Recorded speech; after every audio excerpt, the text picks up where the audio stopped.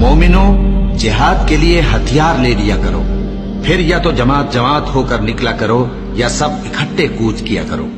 और तुम में कोई ऐसा भी है कि खामखा देर लगाता है और पीछे रह जाता है, फिर अगर तुम पर कोई मुसीबत पड़ जाए तो कहता है कि अल्लाह ने मुझ पर बड़ी मेहरबानी की कि मैं उनमें मौजूद न था।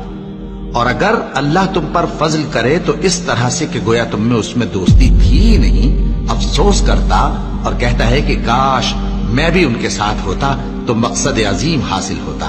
अब जो लोग आखिरत को खरीदते और उसके बदले दुनिया की जिंदगी को बेचना चाहते हैं, उनको चाहिए कि अल्लाह की राह में जंग करें, और जो शख्स अल्लाह की राह में जंग करे फिर शहीद हो जाए या गलबा पाए, हम अनकरीब उसको बड़ा सवाब देंगे। और तुमको क्या हुआ है कि अल्लाह की राह में और उन बेबस मर्दों और औरतों और बच्चों की खातिर नहीं लड़ते जो दुआएं किया करते हैं कि ऐ परवरदिगार, हमको इस शहर से जिसके रहने वाले जालिम हैं निकाल कर कहीं और ले जा, और अपनी तरफ से किसी को हमारा हामी बना और अपनी ही तरफ से किसी को हमारा मददगार मुकर्रर फरमा।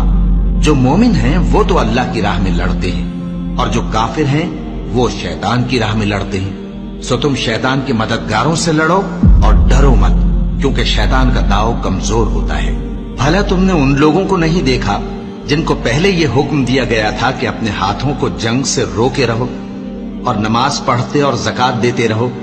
फिर जब उन पर जिहाद फर्ज कर दिया गया तो बाज लोग उनमें से लोगों से यूं डरने लगे जैसे अल्लाह से डरा करते हैं, बल्कि उससे भी ज्यादा, और कहने लगे कि ए अल्लाह, तूने हम पर जिहाद जल्द क्यों फर्ज कर दिया?